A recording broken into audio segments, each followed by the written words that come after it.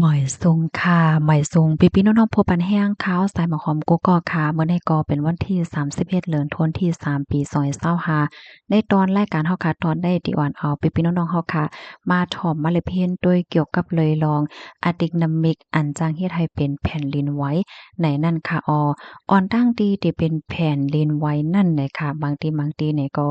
มันสิเป็นอะติกนามิกเสเมียวๆมาแหนฝั่งหางมันในเนาะเปิดตา ลาดให้ฮู้ว่าเดจังเกิดขึ้นเป็นแผ่นดินไหวอิงซานนะในนั้นขนาดเนาะก้อยกะว่าบางทีได้ก็เตรียมฟังแม่นว่าอันใดเป็นอะติกนามิกที่อันมาแหน่ว่ามันจังเป็นเฮ็ดจังได๋คะที่ในจึงเมืองอเมริการัสเซียแขญี่ปุ่นนะคะเนาะเขาก็สนใจแล้วก็ใส่ใจเกี่ยวกับเรื่องของอะติกนามิกเปิงฝังหางเจอในเด้ๆเนี่ยค่ะเหมือนจังหนังเพราะว่ามาด้วยเนินหนังลินเมืองก็ข้อที่1เนี่ยค่ะนะเมื่อหนังบางทีใน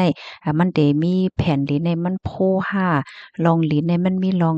หลากหลายกว่า5เฮ็ดไหนคะกำในที่2เนี่ยค่ะมันได้เกิดขึ้นแผ่นดินไหวอิดๆออดๆแผ่นดินไหวเล็กๆลอกๆแค่นี้นั่นน่ะเนาะอันแผ่นดินใกล้ๆไหวกำอิดกำออดจังไหนก็มันก็เตจังในฟังฮังว่าจังเป็นแผ่นดินไหว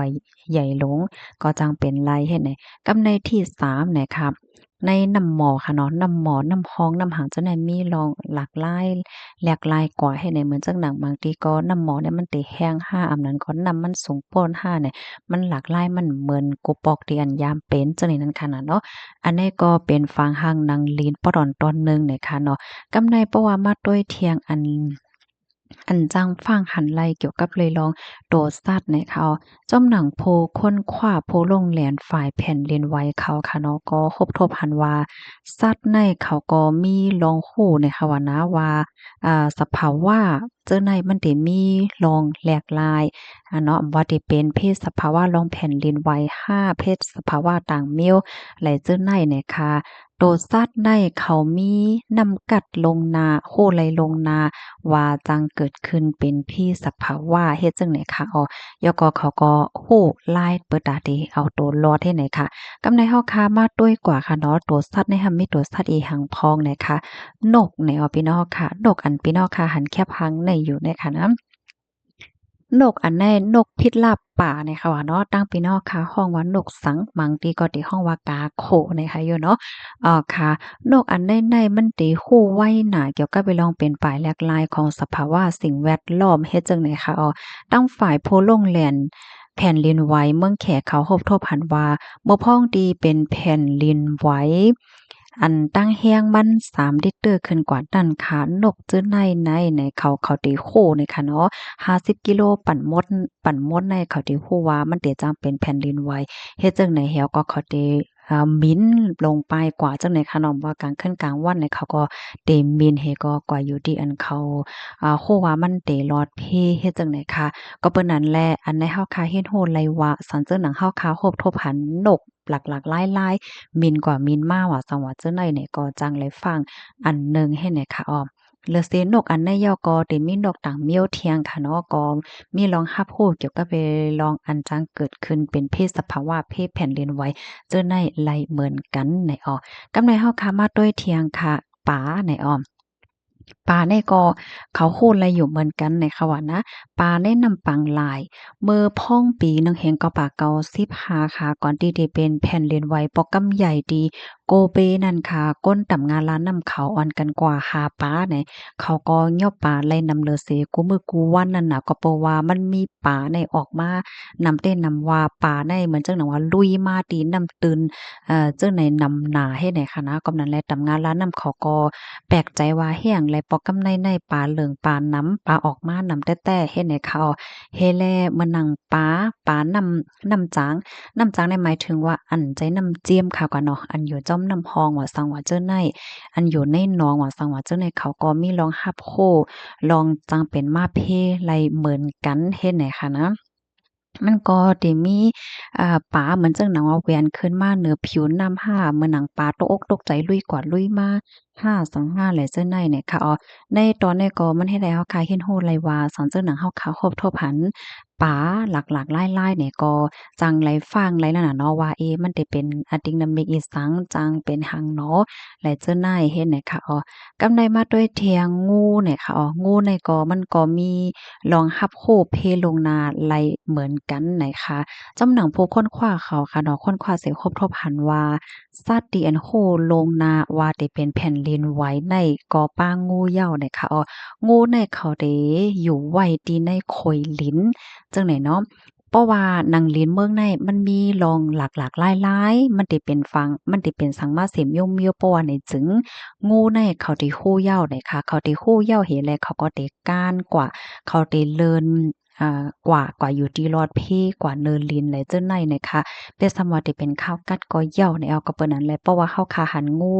ออกมาเลินมาเหลิงมาเนี่ยเจ้าเนี่ยก็ให้แลฟังหันไล่ป้านั่นน่ะเนาะว่ามันได้เป็นน้ำมิกอีสังเสเมียวๆหือจังไหนเขาเมื่อพ้องปี1เฮง8ปาก55ก่อนที่จะเป็นแผ่นดินไหวปอกกำใหญ่ที่เมืองจะปาน1วันนั้นครบทบหันงูขึ้นมาเนินลิ้นตั้งนำตั้งหลายเนี่ยเมื่อพ้องปี1เฮง9ปา77เมื่อพ้องดีเป็นแผ่นดินไหวดีโดมาเนียนั่นก็มีงูในเป็นพงนำหนานะคะเนาะเลื่อนขึ้นมาเหี่ยวก็มาเหมือนจังว่าเลื่อนขึ้นมาเหี่ยวก็รู้เสียงสายใจอยู่เนินลินเลยเจ้าไหนตั้งนำให้ในเมื่อพ้องปี1เห็นก็ปา76 1วันอ่อนตั้งตีเตเป็นแผ่นดินไหวที่เมืองถังชานจึงเมืองแขนั่นก็มีงูตั้งนำตั้งหลายค่ะเข้ากว่าซ่อนอยู่ในแกะหมากหินไหลเจ้าในเนี่ยค่ะก็นั้นแหละเพราะว่าเฮาคาหันงูเลินกว่าเลินมาเหลิงนำมาแหละเจ้าเนี่ยก็มันได้เป็นน้ำมิกสังเสเมียวๆน้ำมิกอันเนว่าจังเป็นเพศสภาวะนั่นขนาดเนาะกำในเฮาคามาด้วยเทียงกบเนี่ยค่ะตั้งปีนอกค่ะห้องว่าคือจังว่าห้องจ่องห้องกบค่ะแห่งแลค่ะถามจังไหนๆก็เพราะว่าตีหนึ่งเลยตีหนึ่งก็ห้องเหมือนกันนั่นน่ะเนาะกบเนี่ยก็เหมือนกันเหย้าเนี่ยค่ะเขาบางเขาได้ฮู้ว่าหนังลีนเมืองในมันเตจังมีรองแหลกลายเตจังเป็นหางม้าเนี่ยเขาได้ฮู้ไหนคะเมื่อพ้องปี1เห็นกับปาก76เนาะ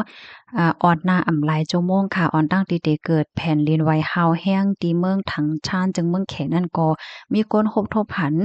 งูอ่านโหเฮงโตมันในคณะอ่อนกันปายจังไหนเขามันจังว่าเขามาอยู่ที่ที่อยู่เขาเสียก็เขาก็อ่อนกันปายปายกว่าอ่อนกันกว่าเฮ็ดในนั้นน่ะกับในมาด้วยเทียงค่ะหมาเนี่ยค่ะหมาเนี่ยก็เรียกเลยว่าหันได้ง่ายค่ะเนาะก็เพราะว่าหมาเนี่ยมันอยู่จำก้นอยู่จ้อมก้นเฮ็ดได้น่ะเนาะมันก็มันก็เลี้ยงหมาไว้เฮ็ดจั่งใดเมื่อพ้องตีเป็นแผ่นดินไหวปอกกำใหญ่ที่โกเปนั่นค่ะก็มีให้งานว่าหมาเนี่ยค่ะนะเขามีฝางหางแปลกๆเปิงๆเนี่ยเหมือนจั่งหนังว่าแล่นกว่าแล่นมาเห่าหอนเฮ็ดเนี่ยมันจั่งหนังว่ามันแต่เลยว่าจั่งหะมันหยุ่มหนิมนั่นค่ะน่ะเนาะบางตัวเนี่ยก็ร่ายมาเห่าหอนๆเนี่ยมันมีฝางหางหลากหลายจั่งไหนมาเฮ็ดเนี่ยค่ะอันนี้เป็นในตอนของหมากับในเฮาค่ะมาด้วยแทงแมวเนี่ยค่ะแมวในซ้ำไหนก่อนดีอ่อนนาดีได้เป็นแผ่นดินไหวนะคะแมวกำปั้นนำได้เขาเดกว่าหาตีซอนนะคะนะจะปานเขาได้ค่ะเนาะเขายังย้ำยินความเมื่อก่อนไว้ว่าอ่อนนาแผ่นดินไหวแมวในเด็กขึ้นกว่าอยู่เนอต้นไม้สูงไหนและมีก้นหันจังไหนแต่ค่ะว่านะอ่อนนาแผ่นดินไหวค่ะแมวบางโตเนี่ยก็เตเลียนกว่าเลียนมาอำนั้นก็หาหลายกว่าในเนาะบางตัวก็ห้องเฮ นางว่ายุ่มนิ่มค่ะเนาะแล่นก่อนแล่นมาว่าสังว่าเจ้านายจังไหนกำนั้นแลสันเจ้าหนังว่าเฮาคาเลี้ยงแมวไว้เสแมวเฮาคาในแปลกๆเปิงๆเนี่ยก็ให้เลยวนไว้เหี่ยวก็ฟังไว้ก็หลีดันขนาดนี้กำในเฮาคามาด้วยแทงหนูเนี่ย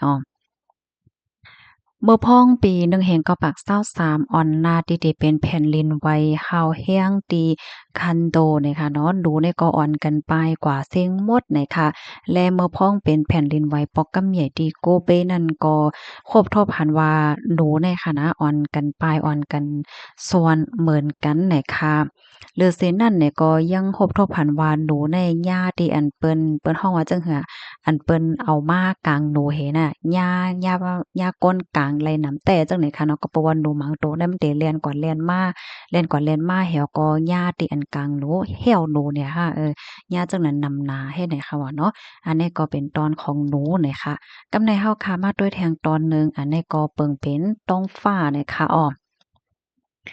เกี่ยวกับเลยร้องในค่ะผู้ลงเหรียญแผ่นดินไหวเจ้าจับปานเขาตั้งนำค่ะเนาะยุ่มย้ำว่า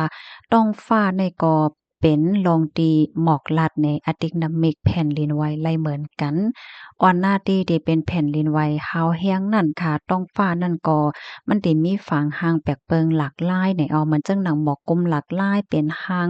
หลากหลายมีสีหลากหลายแหละเจ้าในเนี่ยค่ะ กำนันแลสังว่าเฮาคาหันต้องฟ้าหลักๆหลายๆสีมันหลักๆหลายๆแหละจังไหนก็ให้ฟังไว้ในกอเต็มพิดว่าจังไหนคะคอมเมนต์ในกอคาเลปีมาที่ห้องการข่าวคมชันลึกออกไว้ในค่ะออคาได้ก็เป็นอะติกนามิกปอดอ่อนตอนหนึ่งนะคะเนาะสังว่าพี่น้องเฮาค่ะรับถอมยอไข่ปันตักหันถึงเพิ่มเทียมข้อมูลนะคะเนาะยอก็พี่น้องค่ะที่ไข่เนว่าอันที่เฮาขย้ำโฮย้ำเย็นแต่ก็อ่อนหน้าที่เป็นแผ่นดินไหวได้มีอะติกนามิกแหน่จังนั้นจังไหนและจังไหนก็เพิ่มเทียมมาไหลอยู่นะคะเนาะยินจมกูก็ที่รับถอมปันแห้งค่ะสังหันถึงว่ามีพรหลีหนังเฮอพี่น้องค่ะเดไลรับถอมหลายๆรับโฮกันนั่นค่ะเนาะก็จอยกันสืบเปิ้นแพแชร์ก่อเซกัมน่ะค่ะอันที่เฮาคามาเลยเพียนตอนในแต่ก็เพราะว่าเฮาคาไลหันตัวสั้นหลากหลายว่าจังว่าจังไหนๆก็มใจว่าเฮาคาโลไลตกอกตกใจเสียไม่ใจแห้งค่ะเนาะก็น่ะว่าเพราะว่าเฮาคาหันลองหลากหลายในเฮาฟังไว้ในมันหลีเหลือเสียไว้ฟังจอแม่นค่ะเนาะค่ะยื่นจมใหญ่นำค่ะหมอยทรงค่ะ